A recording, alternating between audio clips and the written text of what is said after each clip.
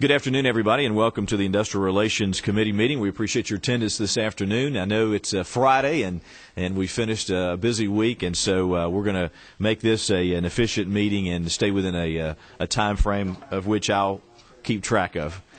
So I would like to hear people's comments, but at the same time understand that many legislators have been here all week, and many legislators have great distances to travel to get back home. With that being said, we'll take a look first. This is a bill from, I guess it's the substitute to House Bill 500. Is that correct? Jimmy, yes, come on up. You can do it from there or here. Thank you. Tell us about your idea. Well, first off, I want to say thank you to the committee and for your patience. And this is not like we came up with this just a couple of days ago and we're running this late on it. It's actually the fact that it has been a collaboration between several different agencies, and that's what makes the bill, even though it's so simple, it's so effective because it's got several agencies working together. And I want to first off say thank you to the Labor Department and Department of Adult Education and to Melvin Everson and the Governor's Office on Workforce Readiness and Economic Development and Tourism for helping me put this together in a collaborative form. But this bill is basically something I was trying to address, and I'm going to keep this short because I know everybody wants to go home and the sun's shining outside, so the only way it'll be lengthened if you've got a lot of questions. So with that, I'd say that this initially started off as an idea because I feel like the state of Georgia, when and even our federal government with our federal dollars, when people are employed or unemployed and they're getting benefits, our job is not to continue just to write checks to those that are unemployed, but try to find out the reason and why they can't get back on the payroll somewhere. And I understand a lot of that could be because of the fact that there's no jobs available. But sometimes that's not the issue. Sometimes the issue is other things. And this particular thing addresses education. And we all in Georgia say education is the prime reason that we bring industry, and that's the economic development of our state is about education. So this is taking education to a different level. Workforce readiness has been around now for, I can't remember how many years, and I apologize for not having those details, but I think roughly 4 years. It's been a very effective program. It's been growing over a period of time. But also our unemployment rate's been growing tremendously. Matter of fact, right now I think we're putting somewhere above 70,000 per month additional people onto the unemployment roster. And this is about trying to figure out how we can improve the people's chances that are drawing unemployment to get back to work. And so this bill simply just says that workforce readiness is a great program, and we ask the Labor Department, Economic Development, and Department of Higher Adult Education to work together to emphasize to people that are unemployed that this is an avenue that they have access to, and that would mean to take the workforce readiness evaluation exam, be evaluated as to where they stand, and the state of Georgia, through the economic development, be able to have basically a inventory, if you might, of people and where they are in their skill level, so that when we're out recruiting companies to come in, we actually can show the industries that we do have people at certain levels. And it also gives the individual who is wanting to get off unemployment the opportunity at no cost to them to continue their education and move up the ladder of workforce readiness. And with the workforce readiness, and I don't want to go into a lot of detail about it, even though I can if you'd like for me to, but it is an avenue to where you actually get a certificate once you reach a certain level, and you have a card, and it tells you what your skill levels are. And when you go to an employer and you present that card to them, it's a matter of pride in yourself and the fact that some people maybe just can't articulate when they go for an interview. Part of the program is to actually teach them skills so that they can actually go online and do applications that they may not have the skill level to do when it comes to using a computer. But anyway, they present this card, and immediately the employer, if he's educated the workforce program, will understand what that card means. And right now we've got over 800 companies in the state that are already a part of the workforce readiness group. And I've got one in my city, actually, Alcoa Metals, and they will not hire except from the inventory of people who have taken the evaluation. Now, so it's a two-part deal. It gives us the inventory for economic development to show industry what we have available. Two, it helps the employer to know the pool that's available to him and the different skill levels that they may need to fill certain jobs. Three, it helps the unemployed individual get to a level at their discretion. There's not mandatory, but make it understood that this has enhanced their ability to get a job by taking the evaluation and doing the things online or through our technical colleges to raise their skill levels to a point that they can get their certification. And there's several levels of certifications: gold, silver, bronze, one other, I can't remember. But you can work yourself up by volunteering to continue this education on your own. And the higher you go in skill level, the more liable you are to be employed. Matter of fact, once you reach the gold level, that means that you're qualified to do 90% of all jobs in the United States at that level. So that's sort of it in a nutshell. It's just basically we're all agencies working together, tracking data that they can share with each other to make us more efficient with the dollars that are available. It is all federal dollars. There's no state dollars involved. And, Mr. Chairman, I'll take any questions. Yes, you do have a question. Representative Kaiser. Thank you, Mr. Chairman. Representative Pruitt, I started to say Jimmy. This is a great bill. I just am curious, though, one, the cost, and are you of the belief, and is the program of the belief that the federal dollars will be available to support the program? Okay. The way I had to write the bill, honestly, is that I would like for it to have been mandatory, but because we have somewhere between, I don't know the number, I was told two different numbers, but somewhere between 600,000 and 800,000 people in Georgia on unemployment, that if I made it mandatory, then they would flood the market, and no, we could not handle it. The cost would be prohibitive. Because of the things that are going on in Washington, we don't know how much money we're going to get for this program that comes down through the Labor Department, but all monies come to the Labor Department, and the Labor Department has some monies available, and then some is given through the Labor Department to the Governor's office through workforce readiness. I didn't want to tie their hands, but basically what I want to say is right now it's voluntary. We've already got people that's on the program, and Melvin Everson and that group continue to want to expand the program. But we don't want to lock their hands based on dollars and cents. But I do know this, that it's important as we start this thing, we may find that it is worth funding because of the fact that how many people may be taken off the payroll, off the unemployment and get back to work. However, it's so important to get the data up front to prove whether this thing is really working like it should and really makes a difference before we actually do start appropriating any money. But right now there's no Georgia dollars involved in it at all. So can I follow up, Mr. Chair? Sure. So will the majority of the money go to sort of getting it posted and the information accessible to those who would take advantage of it? That's part of it. Our technical colleges are already set up to do to help with people, and that's another thing. I appreciate you bringing that up.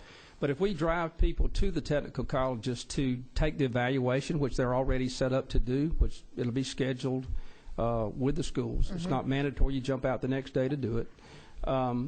That will get them in the schools to see the things that are available in the school, and then we may have more people then decide they want to go back to school of some sort. The major cost is the evaluation test itself. When you actually do the evaluation, there's a cost involved in the grading system. And there's where the numbers were just taken off that took it outside of a budget level that we could know for a fact that we could fund. So that's why we're going back to a volunteer thing. Last year, I believe it's 70,000 people took the evaluation. Even if we took people that were just going from unemployment to extended unemployment, that's 20,000 a month. That'd be 240,000 a year. Thank you. Any other questions? We do have a question. Chairman Hamilton. Thank you, Mr. Chairman. Are we on? Yes. Thank you, Mr. Chairman. To my friend, we've had several discussions on this, and I think that you and I are relatively like-minded on many issues. However, I'm going to ask you ultimately one question, but I'm going to make a few comments about it. My ultimate question I want you to answer is, why is this necessary? And my reason for asking that question is we already have hundreds, if not thousands, of locations around the state of Georgia that already provide both free and for a fee evaluation of skill services and training and enhancements and those types of things. And I think I've shared with you that, and by the way, those are all handled by the private industry. And so my concern here is are we running the risk of government taking a role in a process where private industry is already doing this. The staffing industry, as you know, that I participate in, for example, and I've shared with you, I don't see this, because of the skill level, I don't see this being an issue in my area, but many areas already free of charge, no cost whatsoever to the taxpayer, make themselves available to evaluate skills of employees. You mentioned a while ago computer services and that type of thing, and also available free either tutorial or online training mechanisms for that. And I know many of these companies already have relationships with the Department of Labor. They have relationships with the various community colleges as well as the technical schools. And in fact, when those job orders come out requiring these skills, those jobs are shared immediately with the Department of Labor and all these other things. I've also shared my concern with Melvin Everson. Melvin's a great friend, a good guy, and I've just shared with him, I want to be careful that we're not trying to expand the size of government in an area. And as you and I talked about, one of the frustrations that we see are the people that we provide training for, make job offers for, they refuse the job and then continue to collect unemployment. And so to me, I would rather see an effort to clean that up so that we can verify when people turn down job offers that they lose those benefits versus continuing to provide training and testing services for people that really, in some cases, have no intention of going back to the workforce until their unemployment ends. And so my point in saying all that is, I know it's pretty direct, is why do we need this? Is there really a shortfall of those services within the private sector out there? Well, thank you for your question, Mr. Chairman. I agree with you, like you say, on many of those things, and sometimes we got to bite this apple one piece at a time. But as you know, we have like $600,000, I believe, that the state owes back to the federal government on unemployment. Pardon me? 600 million. So, I mean, 600 million. Yeah, it'd be easy if it was 600,000.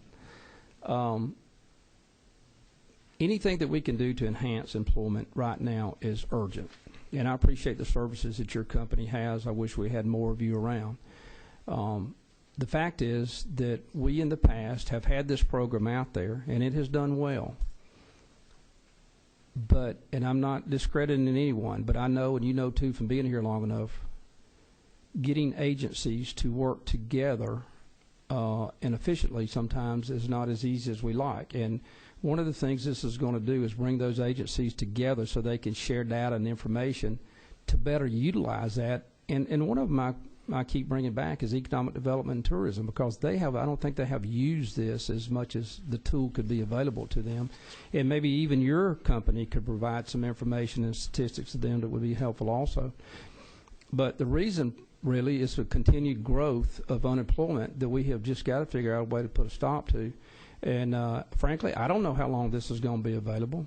It is funds that come from Washington, and I'm just saying while we have it available to us, I think we ought to make the best use of it, and this is the way I see it being utilized as the most efficient way.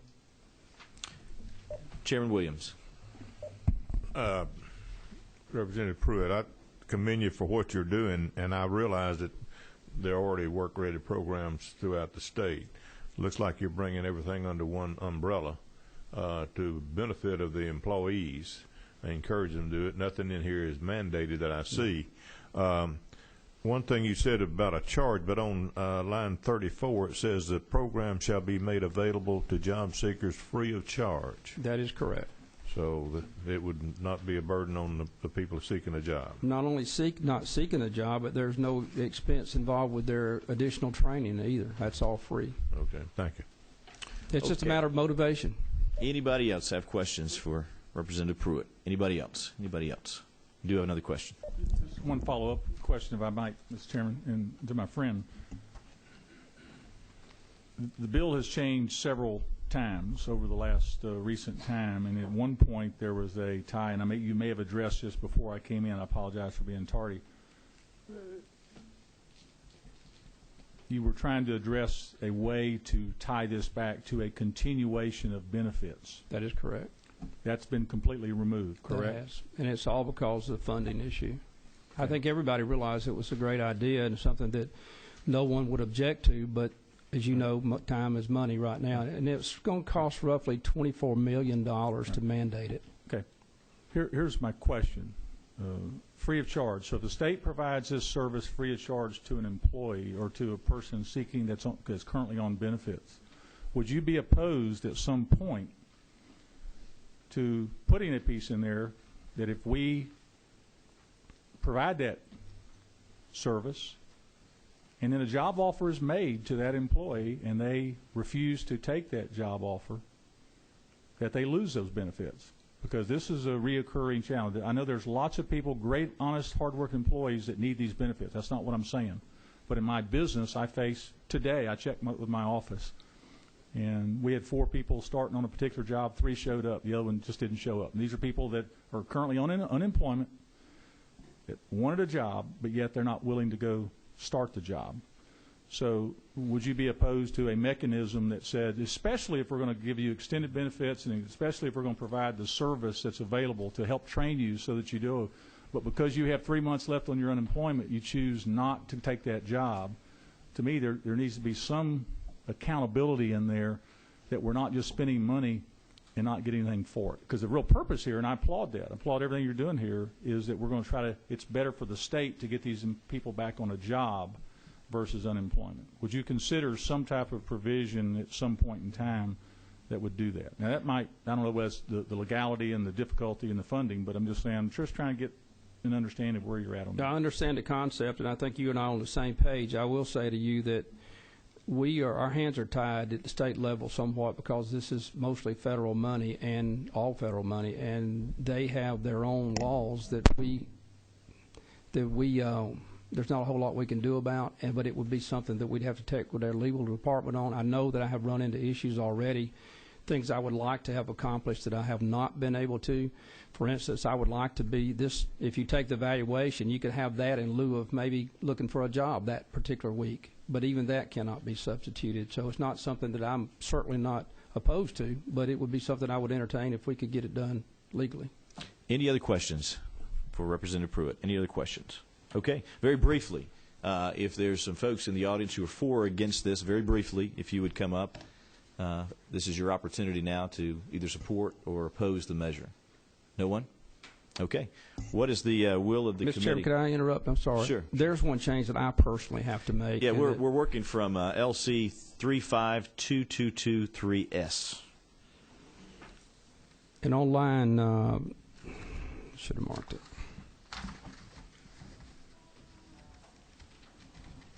On line 50, where it says, provide the office data regarding the employment status and wages of persons who have participated. I've talked to the Department of Labor this morning, and there's a little bit of issue with just the wages, something legally they have to do about whether they can provide that information in this particular way. So I think we ought to change the language, if we don't mind, Mr. Chairman, to say the employment status. Let's see how to word it exactly. Employment status of persons who participate in the program. Well, we can't. I don't. The problem is they have actually. Okay, I'm looking at the wrong one. Actually, yeah. I'm sorry. Employment. Yeah, employment status. I'm trying to see of how persons who have participated in the program. Just strike and wages. Well, I want to add something like, well, you could do that, or such other things as this. There's other things that they need to do, but I guess what I'm saying is I don't want to dictate to them exactly what they have to provide, but I want them to come together as a group in different departments to decide what's important data that they need to keep up with and not specify wages. Okay, we'll just take out and Okay. wages. Very good. Thank you. Okay. All right. What is the let's take up this measure for the committee. You're welcome to come back and join the committee. Could I ask you one more question? Or could Sure. I know you're in a hurry. Let me consult here for a second. Yeah, I was going to say, they already have that power to transfer them. They can already give other information. But they don't want to do this. Yeah, just take that out of there. Okay. You don't have to worry about adding anything. Just take that. Okay. Thank you, Mr. Chair. I'm sorry. Is that correct? Okay. So we're working from LC 352223S, and what we'd like to do is take up the amendment first, and and we're amending line 50, and we're removing the word "and wages." Got a motion? Motion. Do we have a second? Motion to second on the amendment. Okay. All right. Now, what's the will of the committee on the substitute to House Bill 500 as amended? We got a motion? As amended. As amended. We got a motion? Okay. Do we need a second? We had a motion to second. Any other discussion from the committee? Any other discussion? All those in favor signify by saying aye. Aye. Those opposed, no. No. Ayes have it. House Bill 500, as amended by the committee, moves on to the Rules Committee. Thank you, Mr. Chairman, Committee. Okay, next, we're moving on in a timely manner, as I said. House Bill 432, Representative Dempsey. Thank you, Chairman Hembry and members of the committee. I particularly appreciate y'all doing this after a long, hard week, and I know you're ready to get home, so we will be quick. 432 was this issue was brought to me basically by a large number of constituents in my own district, those representing the developmentally disabled community, some representing women's shelters, health care, and education. It's known that many companies, including our own state, have a good, flexible sick leave policy, but some actually do not. And all that this bill will bring forward is that an employer who provides sick leave, not mandating that anyone increase or add to their sick leave, but an employer who does, and a company that employs 10 or more individuals, create an opportunity to allow for an immediate family member to also be a qualifier for that sick leave. Immediate family member is defined on line 16 as the employee's child, spouse, or parent. It creates a sense, I think, of equity and trust among employee and employer to allow them to be honest. I think often, particularly mothers, leave work because they need to take care of a sick child or take them to a doctor, so it allows for that flexibility and honesty, and particularly in these economic times, to do that. We do have, I think, about 4 people who are committed to talk very briefly on it. First, let's see if there's any questions from members of the committee, okay? Yes. Chairman Hamilton. Thank you, Mr. Chairman. My friend, I hate to sound like a broken record, but Right. do we need this? Once again, I own several companies, and I fought through this, and on many occasions I have employees that have family members. Most recently had one where a parent had a heart attack and had to leave. As an employer, I know that I have to provide an ample benefit package to keep those employees. I'm very proud of the stability that I have in my organization. A number of people from 8 to 15 years of employment. And so I, as an employer, like to think I'm a good business person. I realize that I need an adequate benefit package to keep those employees and retain those employees. And so if I didn't allow that, and I guess my question is, why are we as a state of Georgia become involved in telling businesses what type of benefit offers they need to make? And I know that, you know, we're skirting around an issue, but the reality is I had that issue. Sorry. Why do we need this? Employers have the ability to attract or lose or retain employees. So I would think that the most successful businesses are going to be because they have the best employees. And the way you keep those employees is providing a work environment and compensation and benefit package where people want to come to work every day. So that's really the crux of my concern for this legislation. Well, and I agree. I share many of those same concerns. You know, in reality, we probably live in a world where most people actually do provide this and are thinking about that employee. But there are some places where they do not, and I particularly heard that from my developmentally disabled community. And I think it's just more than anything to bring it to the forefront and to awareness. We've asked Chairman Hembry for a hearing today, not for a vote, not for a decision, but before we leave this year to certainly begin this conversation on this one component of it for companies who do have more than 10 employees and who do have sick leave policy. So it will be an ongoing conversation, but we did have some people here, too, that wanted to speak to the history that they brought to the process. Any other questions for Representative Dempsey from the committee members? I hear none. So if you would like for your persons to come up and I would. briefly. Let's start, first of all, with Bill Plant. He is with an architectural firm, RWH Design, and he has 15 to 20 employees, I think, in that firm. Thank you. If you'll briefly just tell us again who you are and just briefly talk to us, okay? Sure. My name is Bill Polk, P-O-L-K, and I'm a business owner and a principal in the firm of Richard Wichibi Hand Architects. We've got 21 people, 21 employees in our business, and we have a number of those staff who are parents, mothers and fathers of newborns, toddlers, and school-age children. We allow these parents that flexibility to take their sick days to care for their sick children. And these parents have working spouses who also need that flexibility. So we believe that flexibility is invaluable in allowing these parents to spell each other with the child care. We also have staff whose parents are at an age where they have specific care needs, and this need has been driven home this week by one of our employees, an associate whose father passed away last week. So she was able to use her sick time to care for him in the 2 weeks prior to his passing, and to be able to be with him during that time. We also have had 2 other employees who currently have parents in the hospital, and in fact, this morning one of those parents did pass away. So that employee was able to spend time with his father and helping his family care for his father before he passed away this morning. And finally, I want to say in our profession, we value consistency of the staff. It's crucial to have employees with project knowledge and experience to stay with the project from beginning to end. And we found that providing our staff with this kind of flexibility in the use of their sick days has helped to maintain our staff with minimum turnover. To us, it makes good business sense to make sure our staff is taking care of their own needs as well as their family needs. And when those basic needs are taken care of, the staff can concentrate on their work. So we believe that this Act provides basic rights for working families, it makes good business sense, and that it is good public policy.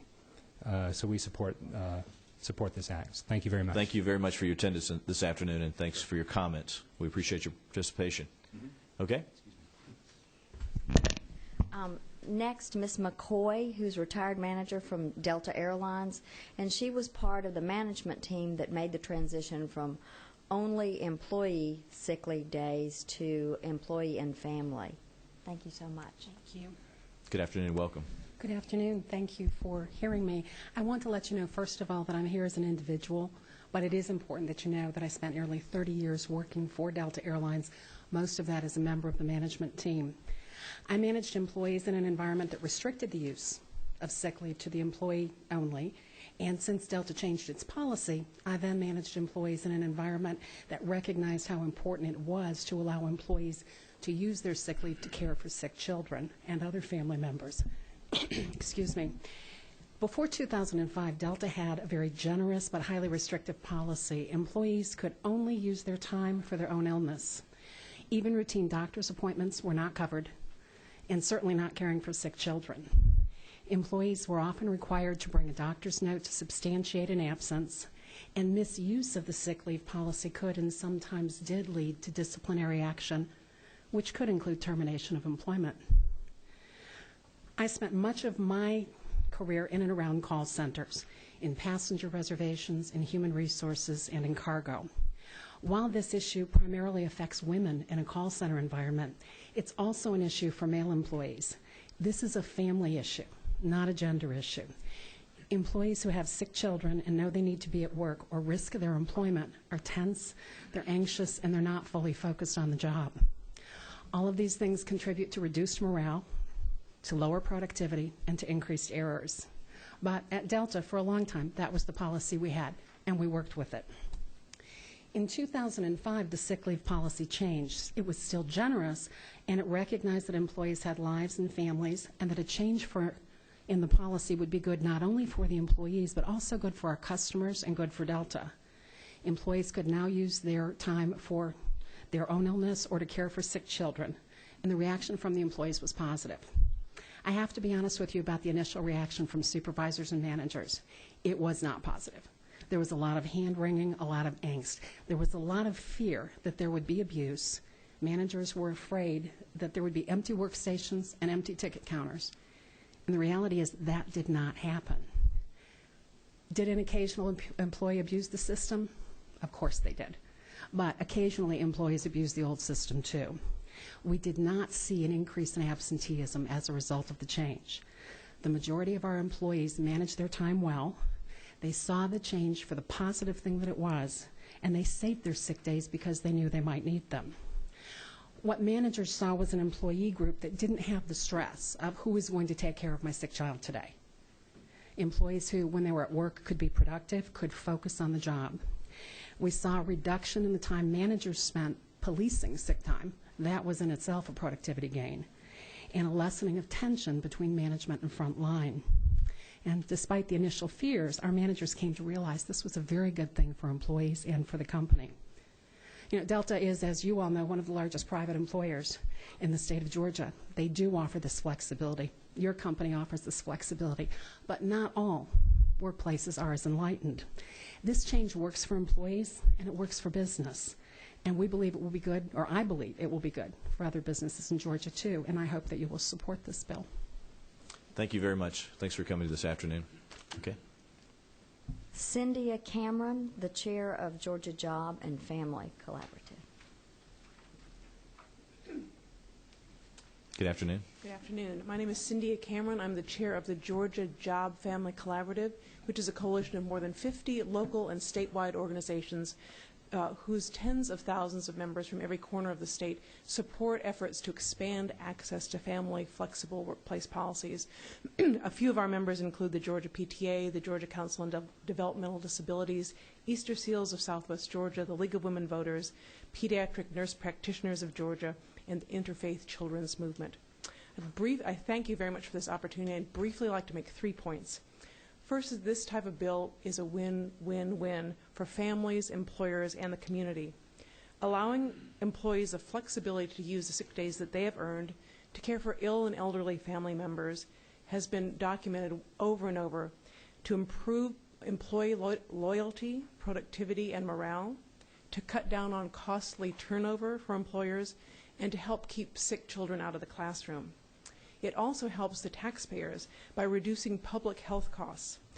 When people are more able to attend to take family members to preventive care appointments, which are generally available only during the workday, they minimize the acute illness and the use of emergency room.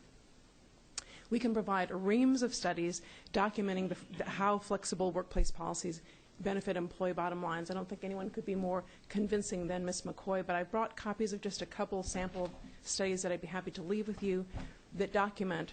One of them is from the Society of Human Resource Managers that documents among the common themes that workers value, that employees and potential employees value family-friendly policies more than any other benefit, that businesses that offer this flexibility profit from lower turnover and training costs, higher levels of productivity and customer satisfaction, and increased retention of qualified employees.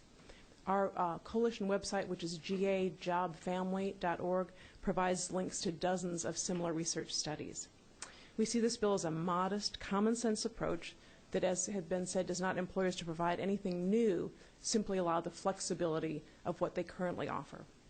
Second, the point is that although many companies offer this type of flexibility and far more, the Delta policy is incredible and very expansive, but the limited requests that we're making, there actually is a need for a standard policy that will allow more families this option of flexibility. Nationally, the only figures that we have are nationally, only 1 in 3 employees who has flexible sick days is legally allowed to use them for sick children.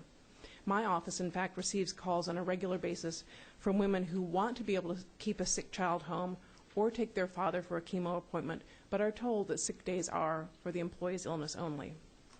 Finally, 8 states that have already passed this type of law report positive implementation and enforcement experience.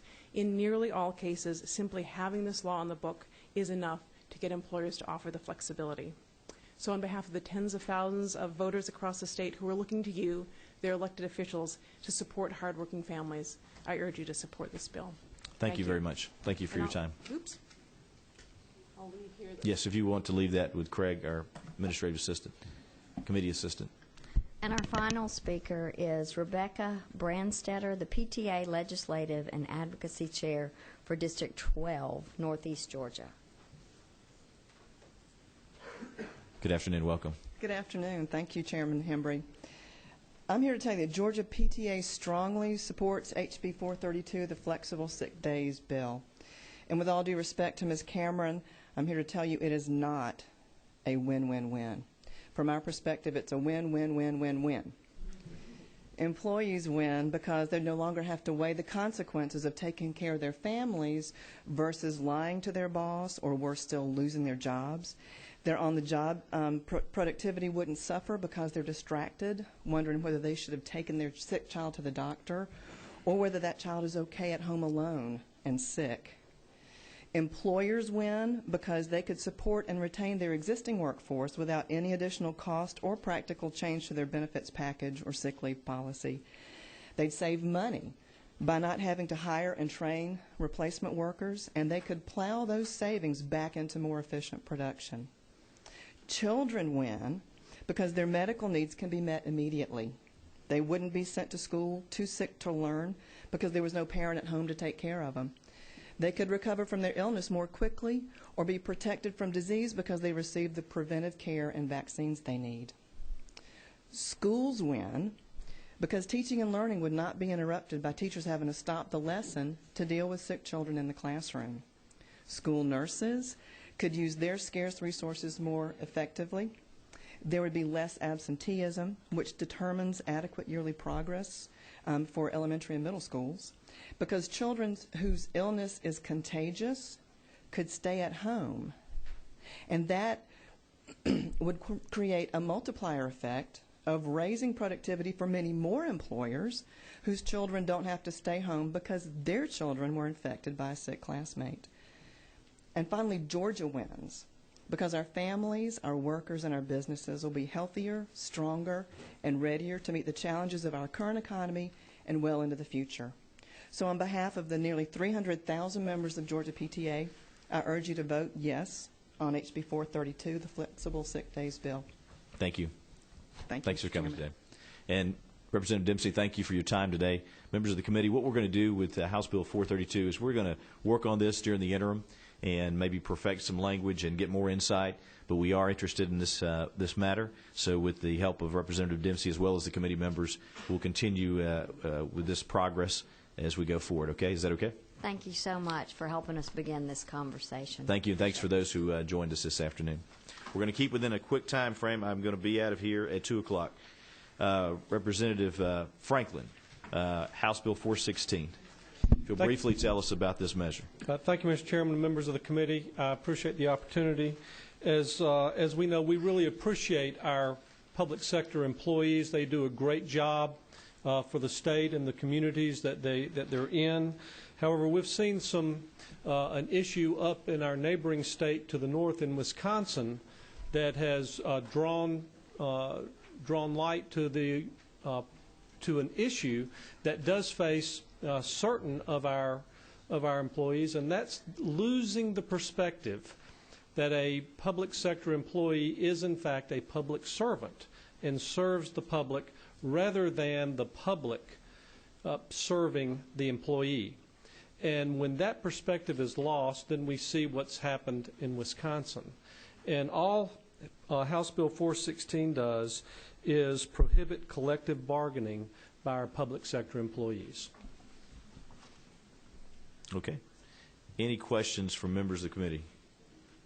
Representative Franklin, isn't that the current law now that we prohibit collective bargaining from our public employees? Well, according to Legislative Council, when I inquired that, we ended up with this bill.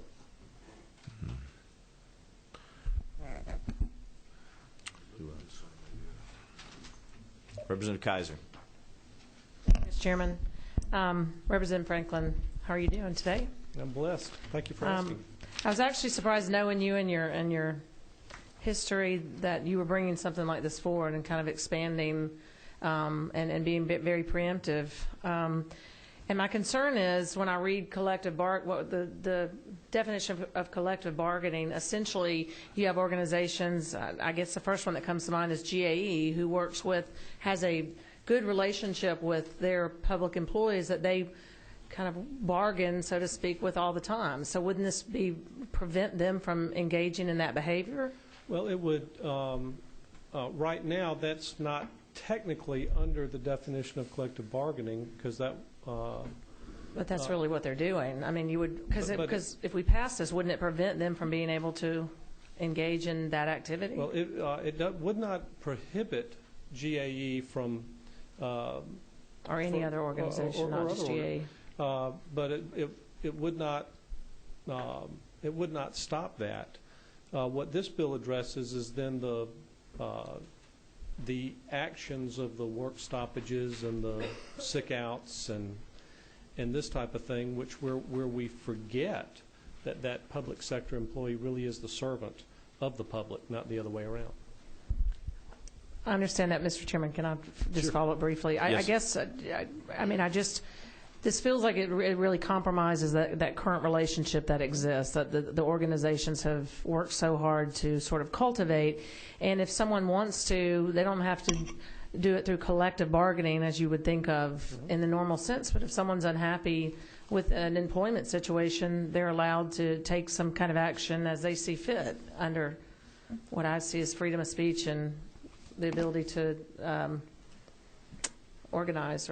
Right, but the objective of the bill is that we're not touching private sector at all. We're just dealing with all this bill addresses is the public sector, where we do need to recognize that even us as legislators, we're here to serve the public, not the other way around. And if I might, well, never mind. Okay. Just feels like you're stretching the word service a little beyond its scope. Representative McKillop. Thank you, Mr. Chairman. I have just some sort of lawyer questions here for you. My problem, I guess, with this is the definition, one of my problems, is the definition of collective bargaining, where it includes other group or affiliation. And those terms aren't really defined. And I wish Chairman Hamilton hadn't left, but my surmise on that is that could extend so far as to be his temporary workers. They would be a group or affiliation. So it would drag a temporary service into your definition of collective bargaining that would then reach out and touch the private sector. I think it's just to cast a wide net. And then I do want to also, isn't it true? And then I also want to ask, when you say you've gone through here and said both public employer and public employee, and then you pointed out in your earlier comments that we are in fact public employees, and there are in fact many public employees who are part-time. Is that not true? That's correct. So if I were a public employee but also happened to be someone who owned, let's say, Representative Alan Peake, he owns 20 restaurants, and so this would prevent him then, if he so chose to deal with any kind of labor organization to provide him restaurant workers under any kind of group or affiliation, then this would prevent him from doing that because he is both a public employee and a private business owner. So the net you've cast here is a little wide, don't you think? Not at all, because it only addresses in the capacity of the public sphere. I disagree respectfully. Isn't it true that on line 55 it says no public employee, which would be me or Representative Peake, shall participate in any collective bargaining activity? And then it gives examples, but that would be a collective bargaining activity. If he chose to enter into a collective bargain with any affiliation or group, not defined terms, it would prevent him from doing that. So I think I understand what you're doing here, and I can actually appreciate it, although I do think it's a bit of a solution in search of a problem with regard to the fact that we don't do this right now. I think that the language here and the drafting here is a bit wide and, in fact, does reach deeply into the private sector. So if you have a response to those or how it doesn't, I would love to hear it. Well, I would just disagree on your interpretation on that. Representative Horn. Mr. Chairman, I waive. I think my questions have been answered. Representative Pruitt. Thank you, Mr. Chairman. I too believe that under a right-to-work state that these things have already been addressed, and I'm not sure that there is a need But, Mr. Chairman, this is a lot more complicated than I thought something we're going to be dealing with today. And at time, I'd like to make a motion, really, I don't think you're going to need that to. we table this. But. Well, I don't think you're going to need to. Thank you. Any other questions from members of the committee? Any other questions? Representative Horn. I thank you, Representative Franklin. I actually tend to agree with you on your interpretation because I think it's pretty clear in here that we're talking about public employees and in their capacity. But anyway, that notwithstanding, public employees is true are paid with taxpayer funds, correct? Correct. 100%. Their salary, benefits, and everything. Right. And collective bargaining entails their ability to come and essentially lobby, if you want to call it that, so that they can get paid more taxpayer funds, oftentimes way out of whack with what the market would bear elsewhere. Would you agree with that? Yes, sir. So we're trying to make sure that that doesn't happen in this state with this bill. Is that correct? That is correct. Go in Thank there? you. Okay. Good. Thank you.